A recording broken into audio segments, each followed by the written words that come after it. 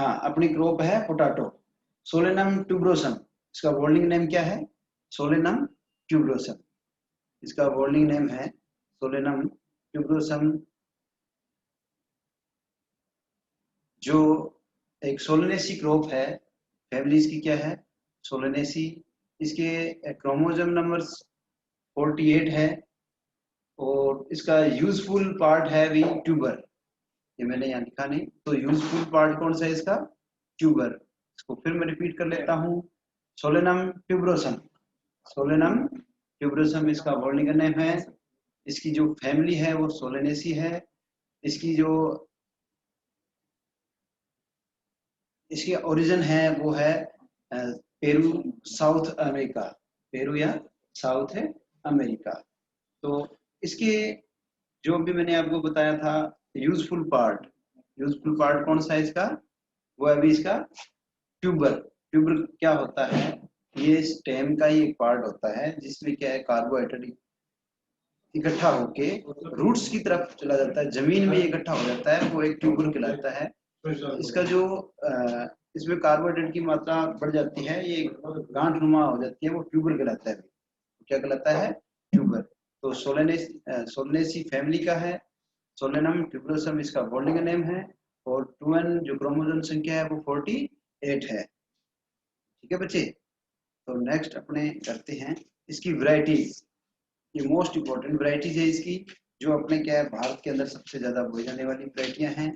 सबसे ज्यादा जो वैरायटी है लगभग इसकी है अपने पोटैटो की। पोटैटो रिसर्च सेंटर कहाँ है अभी? ये है शिमला में। शिमला के अंदर एक बनाया हुआ है, उसका एक स्टेशन है कुफरी। तो उस कुफरी के कारण इसकी जो वैरायटी रिलीज करता है शिमला, वो सभी अपनी आगे मोस्टली कुफरी लगा लेता है। जैसे कुफरी अलंकार, मैंने भी लिखा है कुफरी अलंकार, फिर कुफरी आनंद, कुफरी अशोका, कुफरी बादशाह, कुफरी बहार। कुफरी जो बहार है उत्तर भारत के लिए बहुत ही मोस्ट इंपोर्टेंट है और सर्वाधिक क्षेत्र में उगाई जाने वाली वैरायटीज है। ये भी कुफरी बहार जो उत्तर भारत में बोई जाती है भी। उत्तर भारत मतलब भी राजस्थान, पंजाब, हरियाणा, कुछ पार्ट यूपी का आता है। ये सभी क्या है लगभग उत्तर भारत के अंदर आता है। कुफरी बहार मैदानी क्षेत्रों में, जो मैदानी क्षेत्र के लोग जहाँ समतल नदियां बहती है वहां वो मैदानी क्षेत्र है। उसके बाद है कुफरी चिपसोना 1, कुफरी चिपसोना 2 के नाम से भी है। चिपसोना जो चिप्स बनाई जाती है, चिप्स बनाई जाती है ना, बच्चे खाते हैं, पोटैटो चिप्स ले आओ, तो वो जो चिप्स बनाई जाती है वो चिपसोना 1 और चिपसोना 2 की बनाई जाती है, जो कुफरी से कुफरी के नाम से ये जानी जाती है। कुफरी चिपसोना 1, कुफरी चिपसोना 2 और कुफरी चिपसोना 3 के नाम से ये जानी जाती है। कुफरी गिरिराज, कुफरी देवा, कुफरी देवा, कुफरी हिमालनी। ये हिमालनी मैंने 2 बार लिख दिया। एक गिरिराज है कुफरी, गिरिराज जो हिमालय का जो क्षेत्र है उसमें इसको बोई जाती है भी, कुफरी गिरिराज। कुफरी स्वर्णा, ये नीलगिरी क्षेत्र का जो एरिया है, नीलगिरी जो पहाड़ियां हैं दक्षिणी भारत के अंदर, वहां पर ये इसको बोई जाती है। ये थी मोस्टली इसकी क्या है वैरायटीज। नेक्स्ट अपने हैं क्लाइमेट रिक्वायरमेंट। इसको जलवायु कैसा चाहिए और ये कब कितना इसको चाहिए? तो ये क्या है, पोटैटो एक ठंडे मौसम की क्रॉप है, कूल सीजन क्रॉप है। आपको पता है सर्दियों में इसको बोई जाती है। अब इसकी नवंबर से पहले सितंबर, अक्टूबर, नवंबर, यहाँ पर इसको बोया जाता है। एक मिनट, इन साहब का वीडियो कैसे आ गया?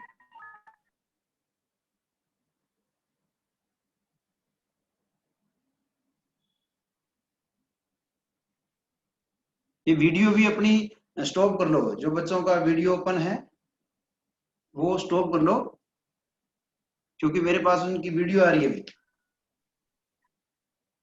जो म्यूट नहीं है वो अपने उसको भी म्यूट कर लो, इससे क्या है मेरे पास आवाज नहीं आएगी। आप म्यूट करो ना, आप तो अपने बात कर रहे थे क्लाइमेट की। तो मैंने बताया था अभी अपने ये जो मोस्टली जो पोटैटो है वो सर्दी के मौसम का है। कौन से मौसम का है ये? सर्दी के मौसम का है। तो इसमें मोस्टली जो ऑप्टिमम टेम्परेचर है वो 15 से 20 डिग्री या 15 से 25 डिग्री सेल्सियस के आसपास इसको चाहिए। जबकि ट्यूबर डेवलपमेंट है, ट्यूबर का विकास होता है, तब इसको भी 20 डिग्री सेल्सियस सबसे अच्छा माना जाता है।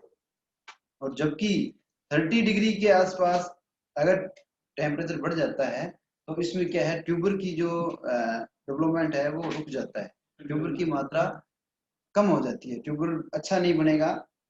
इसलिए इसको क्या है, क्लाइमेट बहुत ही जरूरी है। ये आप 20 याद रखना भी, 20 डिग्री के आसपास है वो इसके लिए मोस्ट इंपॉर्टेंट है ट्यूबर के लिए।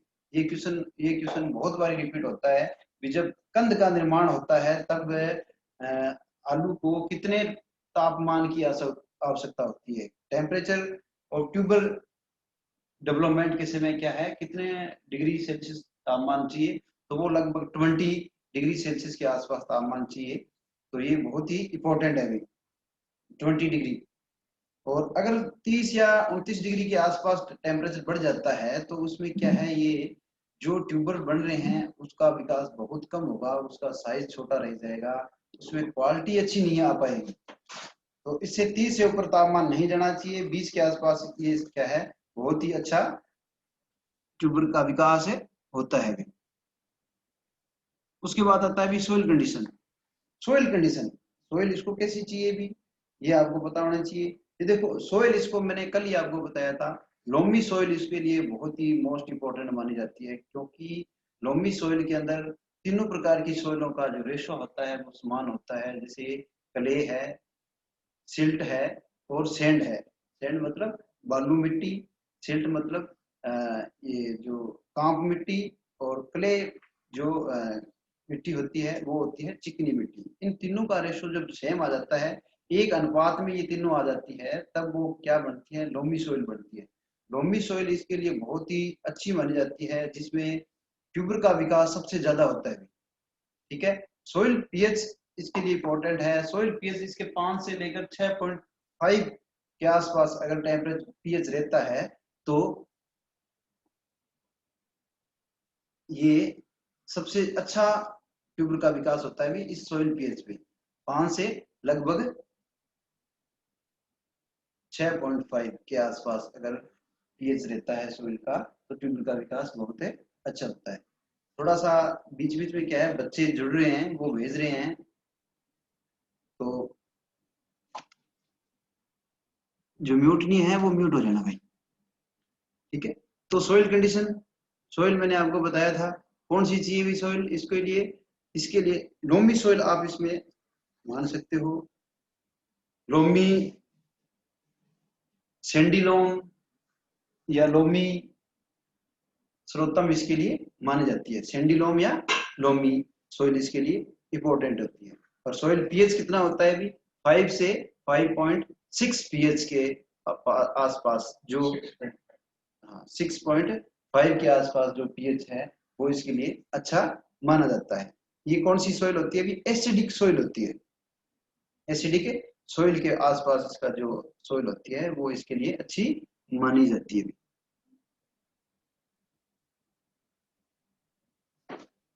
इसके बाद अपने बात करते हैं आगे नेक्स्ट, वो है भी अपने प्लानिंग टाइम, कि कब क्रॉप को कब किस मंथ में लगाना है, कब कौन से सीजन में इसको लगानी है।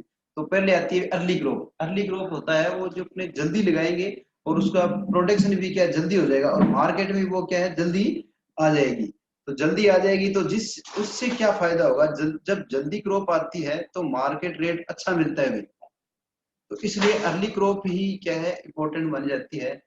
तो सितंबर के 3rd वीक और अक्टूबर के 1st वीक में क्या है, अर्ली क्रॉप को अपने जर्मिनेशन के लिए लगा देते हैं भी।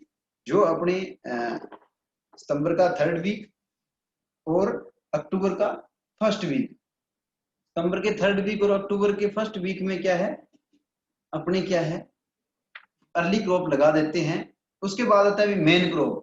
मेन क्रॉप क्या है, 1st week of October and 3rd week of October, मतलब मंथली, अक्टूबर मंथ के अंदर क्या है, अपने मेन क्रॉप लगाई जाती है। अभी आसपास जो अपना एरिया है उस एरिया में लगभग अक्टूबर के मंथ में ही आलू का जर्मिनेशन है करवाते हैं। जो आलू की क्रॉप है वो लगभग क्या है, कौन से मंथ में लगाते हैं अपने एरिया में, वो है अक्टूबर के मंथ में लगाते हैं। फिर लेट लेट कब लगाते हैं, तो नवंबर के फर्स्ट वीक तक क्या है अपने लेट तक पोटैटो की सोइंग कर सकते हैं। नवंबर के फर्स्ट वीक में, अक्टूबर का थर्ड वीक या लास्ट वीक कह सकते हैं, अक्टूबर के लास्ट वीक में भी लगा सकते हैं। और जबकि नवंबर का महीना आ जाए तो उसके फर्स्ट वीक में भी क्या है अपने इसमें आलू लगा सकते हैं। तो इसलिए फिर आता है भी हिल्स।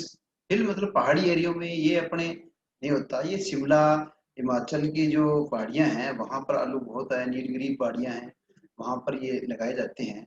तो ये लगभग क्या है third week February to second week April तक क्या है इसमें लगा सकते हैं। Third week February to second week April के मंथ में क्या है इसको लगा सकते हैं। तो ये थी भी प्लांटिंग टाइम, बुआई का समय किस प्रकार कैसे करेंगे, तो ये था अपना प्लानिंग। अब सीड रेट और method of sowing. Seed rate कितना होना चाहिए इसका, जो बड़े साइज के, मोस्टली जो बड़े साइज है उसके लिए 25 से 30 क्विंटल पर हेक्टेयर, ये इंपॉर्टेंट है। यही आता है, कहीं 20 से 30 लिखा होता है और कहीं 25 से 30 या 20 से 25 भी कहीं लिखा आता है। ये गलत नहीं है, कभी जब भी आएगा आपके सीड रेट तो ये याद रखना 20 से 30 क्विंटल पर हेक्टेयर आप लिख सकते हो। अगर ये नहीं आएगा 20 से 25, 25 से 30, 20 से 15, ऐसे कभी नहीं आता। एक ऑप्टिमम सही तरीके से आता है, एक सीक्वेंस में आता है। जैसे 20 से 25 दिया है तो वो बिल्कुल आपका सही है। 20 से 25, 20 से 25 क्विंटल पर हेक्टेयर या 25 से 30 क्विंटल पर हेक्टेयर। जो लार्ज साइज मतलब जिसका जो आलू का साइज का आकार है वो अगर बड़ा है तो क्या है अपने 25 से 30 क्विंटल पर हेक्टेयर लगेगी। अगर मीडियम साइज अपने आलू लेते हैं तो 15 से 20 क्विंटल लगते हैं। अगर बिल्कुल छोटे साइज का अगर आलू लेते हैं तो 10 से 15 क्विंटल पर हेक्टेयर क्या है अपने इसको लगाया जाता है।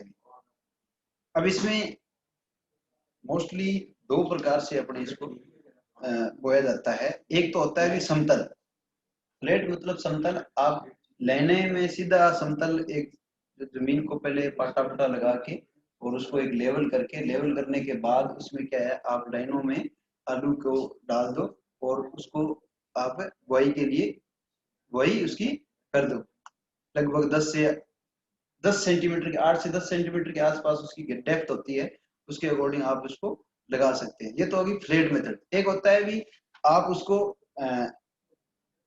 फ्रो मेथड या रेज। इसमें क्या होता है आप डोलियां बनाओ, डोलियां बना के उसके बीच में आप इसको लगाओगे, डोलियां बनाकर अगर लगाओगे तो आलू क्या है अच्छा होता है। दो प्रकार से मैंने कहा था भी आप लगा सकते हैं, एक फ्लो मेथड से लगा सकते हैं, एक फ्लैट बेड मेथड से लगा सकते हैं। एक समतल मेथड मेथड होता है, एक डोलियां आकार देके उसको बीच में अपने क्या है इसमें लगा सकते हैं। सभी सही चल रहा है क्या बेटे? सही चल रहा है तो आप क्या है चैट में लिख के डाल दो भी सही चल रहा है कि नहीं चल रहा, ओके लिख दो या यस सर लिख दो। तो मेरी आवाज क्लियर आ रही है, सही बिल्कुल समझ आ रहा है। तो आप क्या है अपने जो चैट के अंदर है आप चैट के अंदर अभी डाल सकते हो। मुझे समझ आ जाएगा यस सर, ऋतुराज ने लिखा है यस सर, और ये और बच्चों ने भी लिखा है, नरेंद्र सर ने भी, नरेंद्र सिंह ने लिखा है यस सर।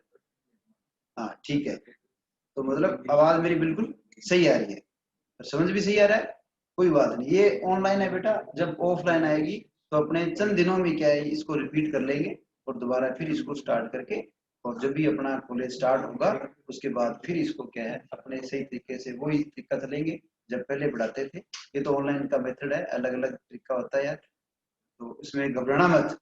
ठीक है, आपकी स्टडी हो रही है अच्छी, अच्छे पढ़ो बेटा, नोट्स बनाओ और कंपटीशन की तैयारी आप साथ भी साथ करो। जो पढ़ा रहे हैं वो कंपटीशन लेवल का होता है, आगे आप एमएससी में जाओगे तो आपके वहाँ बहुत ही ज्यादा काम आएगा एमएससी के लिए, पीएचडी के लिए। तो जहां आप जाओगे तो वहां आपके लिए ज्यादा काम आएगा, इसलिए अच्छे तरीके से इसको करो। कोई भी कंपटीशन दोगे तो ये चीजें आपको जरूर पूछ लेंगे, सीटेड उसका पूछ लेंगे, ठीक है। तो ये था आपने क्या है सीटेड और इसकी मेथड ऑफ सोइंग।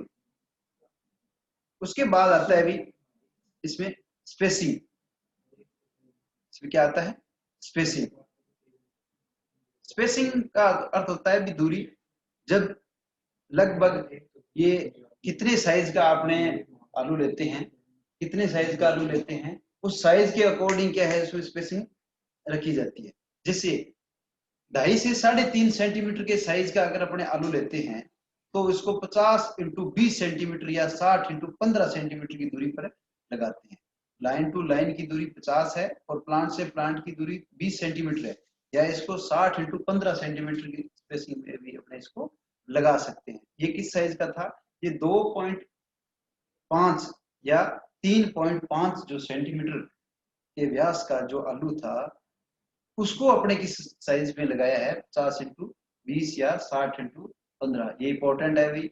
ये लगभग जो आलू लगाते हैं ये 2.5 से 3.5 सेंटीमीटर के व्यास का ही लगाते हैं मोस्टली, और यही लगाया जाता है। अगर इससे बड़ा है 3.5 से 5 सेंटीमीटर का अगर आलू अपने पास है तो वो 60 इंटू 25 सेंटीमीटर की दूरी पे लगेगा। तो कितनी दूरी पे लगेगा 60 इंटू 25 सेंटीमीटर की दूरी पर लगेगा। उसके बाद आता है भी अगर और उससे बड़े साइज का अपने पास आलू है तो 5 से 6 सेंटीमीटर का अगर अपने पास पोटैटो है तो उसको क्या है 60 इंटू 40 सेंटीमीटर की दूरी पर इसको लगाया जाता है। 60 इंटू 40, लाइन से लाइन की दूरी कितनी है अभी 60 है, और प्लांट से प्लांट की दूरी कितनी है वो है 40 है।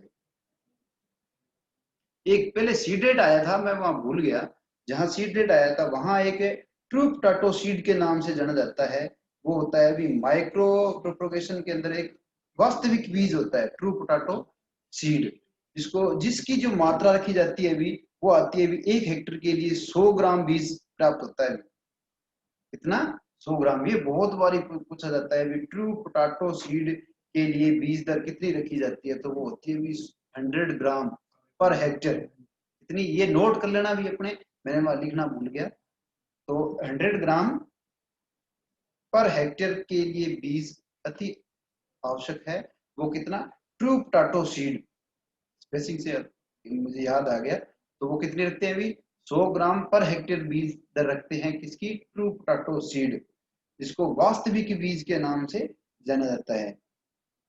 ठीक है, नेक्स्ट पढ़ते हैं अपने। नेक्स्ट जो है वो है भी nutritional requirement and there management. भी अपने को कितनी नाइट्रोजन फास्फोरस पोटास चाहिए, इसको कितनी अपने क्या FYM में ऑर्गेनिक मैटर चाहिए।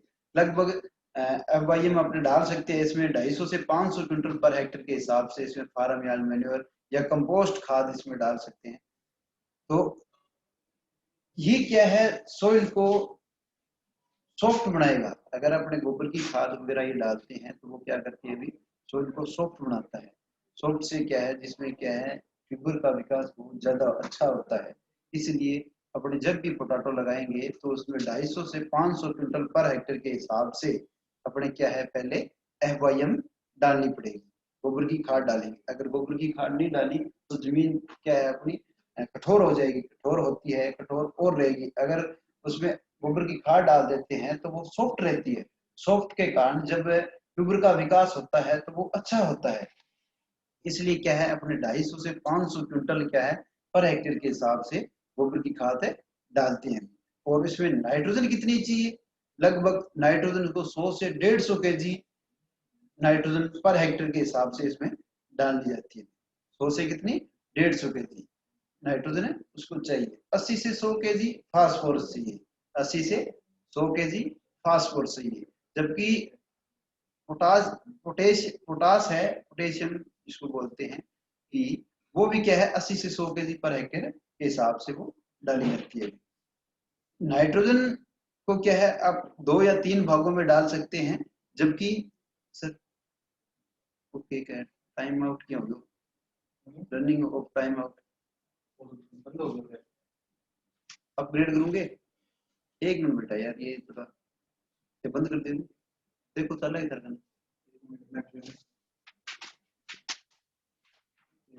40 मिनट टाइम लिमिट, अपग्रेड करेगा 40 मिनट बन जाएगा,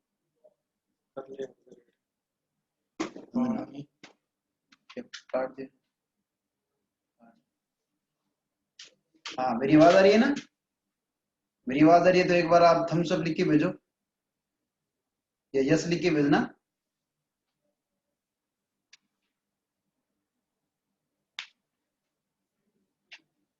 मेरी आवाज आ रही है क्या बच्चे?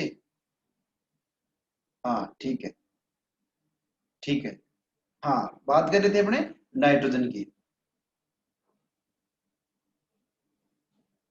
बात किसकी कर रहे थे अपने? नाइट्रोजन की बात कर रहे थे। तो मैंने बताया था अभी, आप नाइट्रोजन क्या है, 100 से 150 किलो नाइट्रोजन डालोगे तो उसको 3 भागों में, आप 3 हिस्सों में बांट के डालना, 3 हिस्सों में बांट के डालना, एक साथ कभी नाइट्रोजन को मत डालना। आप जब स्विंग करते हो, स्विंग के टाइम में क्या है, आप लगभग आधी नाइट्रोजन डाल सकते हो। जैसे 100 किलो मैंने बताया था, 100 से 150 किलो है, तो आपको 100 से 50 किलो नाइट्रोजन क्या है, आप बिजाई से पहले सोइल के अंदर आप इसको मिला दो। और फास्फोरस को पूरी, और पोटास को भी पूरी। नाइट्रोजन बाकी जो 50% जो आपकी नाइट्रोजन बची है, उसको लगभग 30 से 45 दिन के अंतराल पर क्या है, आप नाइट्रोजन को डाल सकते हो। ये सभी क्रॉप में होगा, ये इसमें नहीं है। जो भी आप कहीं भी कोई भी क्रॉप है, जैसे आपकी एग्रोनॉमी की है चाहे वेजिटेबल की है, फ्रूट्स की नहीं कह रहा, जो वेजिटेबल और एग्रोनॉमी क्रॉप्स है, अगर उन क्रॉप में आप न्यूट्रिशन रिक्वायरमेंट डाल रहे हो, आप नाइट्रोजन फास्फोरस पोटास डाल रहे हो, तो उसको आप क्या है, नाइट्रोजन को आप 3 हिस्सों में डिवाइडेशन करो, जबकि फास्फोरस और पोटास को बिजाई से पहले आप सोइल के अंदर मिलाओगे। ये आप लाइन सभी में लिखोगे, चाहे कोई भी क्रॉप आ जाए, ठीक है।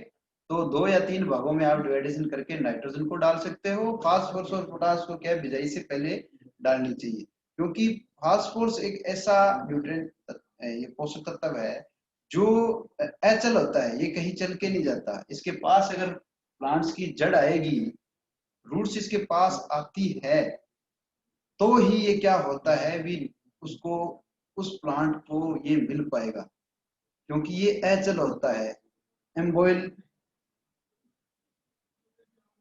होता है ये। अगर ये पोटास भी यही होता है, पोटास तो चलो घुलनशील होता है, ये अचल नहीं होता, ये चल होता है, ये तो मिल जाता है। पर इसको क्या है, जरूरत, रूट्स जब ये डेवलपमेंट होता है, सीड जर्मिनेशन होता है, उसके बाद धीरे धीरे इसको चाहिए। तो इसलिए क्या है, फास्फोरस और पोटास को आप बिजाई से पहले डाल दो, जबकि नाइट्रोजन है उसको आप 2 या 3 भागों में बांट कर ही इसमें डालनी चाहिए। ये बात थी अपनी किसकी भी, नाइट्रोजन की। उसके बाद आता है वाटर मैनेजमेंट। ये बात, अगर जब अपने प्लांट को लगाते हैं, तब आप हर 30 से 35 दिन के बाद क्या है, इसमें जो प्लांटो है उसमें, इसमें आप इरिगेशन आफ्टर अंतराल पर दे सकते हो, 30 से 35 दिन के अंतराल पर। हाँ, जो आपने डोरियां बनाई है वो लगभग 1/3 हिस्सा ऊपर से सूखी रहनी चाहिए, अन्यथा वो कठोर हो जाएगी। कठोर होने के बाद क्या है, फिर उसमें जो आपके पोटैटो का डेवलपमेंट होना है वो अच्छी तरीके से नहीं हो पाएगा। तो 30 से 35 दिन के आफ्टर इसमें पहला जो पानी लगाएंगे, और फिर उसमें जब अगर देखते हैं सर्दी ज्यादा पड़ रही है, तो थोड़ा सा हल्का पानी लगा के सर्दी को अपने रोक सकते हैं।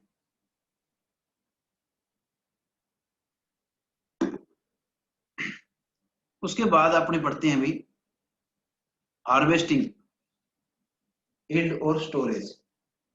हार्वेस्टिंग कब करते हैं, ये लगभग इसकी जब अपने इसको लगाते हैं, लगाने के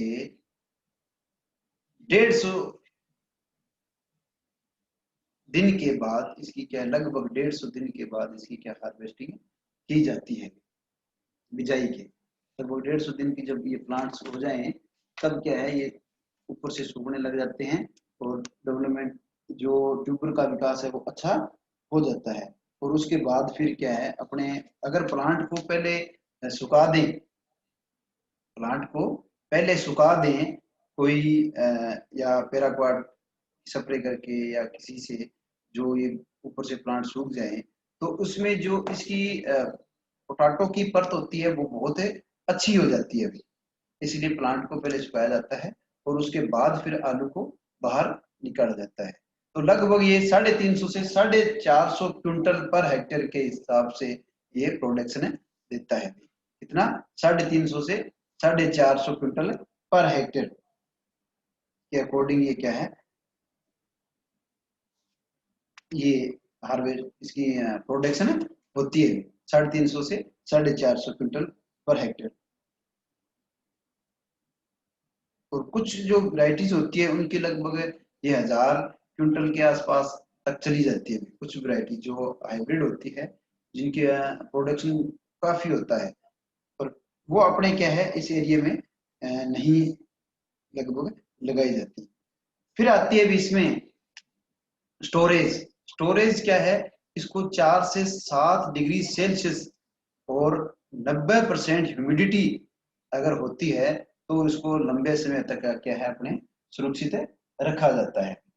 इसमें ये क्या है, अगर इसके अंदर अपने एमएच मैलिक हाइड्रोजाइड का छिड़काव नहीं करते कटाई से फाड़ने से पहले, तो ये फिर क्या है जर्मिनेशन हो जाता है। ये डोरमेंसी पीरियड में नहीं जाता। डोरमेंसी पीरियड क्या होती है, जब इसको बोलते हैं हिंदी में सुसुप्ता अवस्था। डोरमेंसी को क्या बोलते हैं? सुसुप्ता अवस्था। अगर सीड को सुसुप्ता अवस्था में ले जाना है तो ही वो लंबे समय तक क्या स्टोरेज रहेगा, क्योंकि वो जर्मिनेशन नहीं होगा। नहीं तो आलू बाहर रहेगा तो वो जर्मिनेशन हो जाएगा। जर्मिनेशन के कारण क्या है अपना जो स्टोर के अंदर रखा हुआ है वो खराब हो जाएगा। उगे हुए आलू को कोई नहीं खरीदता। इसलिए इसमें क्या है एमएच का थोड़ा छिड़काव किया जाता है जिससे ये जर्मिनेशन इसकी रुक जाती है। ये जिंदा रहता है, ऑक्सीजन का आदान प्रदान होता है और जर्मिनेशन नहीं हो पाता। उस स्टेज को क्या कहते हैं? डोरमेंसी कहते हैं। डोरमेंसी आपके कहीं ना कहीं आपको 2 नंबर के अंदर प्रभाषा के अंदर मिल जाएगी। डोरमेंसी क्या है या सुसुप्तावस्था क्या है? तो सुसुप्तावस्था क्या होती है? जिसमें बीज अपने जीवन क्षमता बरकरार रखता है पर जो उगने की क्षमता है उसको वो खो देता है कुछ दिनों तक। उसे क्या कहते हैं? डोरमेंसी या सुसुप्तावस्था कहते हैं। तो टेम्परेचर मैंने बताया था कोल्ड स्टोरेज के अंदर 4 से 7 डिग्री सेल्सियस के आसपास क्या है अपने रखेंगे तो ये लंबे समय तक क्या है अपना पोटैटो सुरक्षित रह सकता है, अन्यथा ये सुरक्षित नहीं रहेगा। उसके बाद आता है डिजीज। इसके इंपॉर्टेंट है डिजीज। ये कुछ डिजीज तो बहुत ही ज्यादा इंपॉर्टेंट है, जैसे अर्ली ब्लाइट। ये पहला जो कवक जन्य रोग है, नॉन वायरल डिजीज, मतलब वायरस से नहीं होने वाले ये डिजीज है, जो फंगस से होने वाले डिजीज है। पहला कौन सा है अभी? अर्ली ब्लाइट, जिसको क्या है बोलते हैं अगेती अंगमारी। हिंदी में क्या बोलते हैं इसको? अगेती अंगमारी। ये अल्टरनेरिया सोलेनाई, इसका जो पोजर है वो क्या है? अल्टरनेरिया सोलेनाई, जो एक फंगस है जिसके कारण ये रोग आता है। ये पत्ती पे पहले और ऊपर, पहले पत्ती के ऊपर और पत्ती के निचले हिस्से पर क्या भूरे रंग के धब्बे बन जाते हैं भी छोटे छोटे, और बाद में वो क्या है सफेद से हो जाते हैं। इसमें ब्राउन स्पॉट बनेंगे पत्ती के ऊपर। ब्राउन स्पॉट का अर्थ क्या? हल्के भूरे रंग के क्या है धब्बे बनेंगे और बाद में वो सफेद हो जाते हैं। इसका कंट्रोल अपने किससे करेंगे भी? इसका कंट्रोल मोस्टली क्या है आप क्रॉप रोटेशन, इंपॉर्टेंट है भी। क्रॉप रोटेशन आपके कहीं ना कहीं क्रॉप रोटेशन आ जाएगा। क्रॉप रोटेशन का अर्थ क्या होता है? फसल की अदला बदली। क्रॉप रोटेशन का अर्थ क्या होता है भी? फसल की अदला बदली, मतलब हेर फेर, फसल को हेर फेर करके बोना। Same time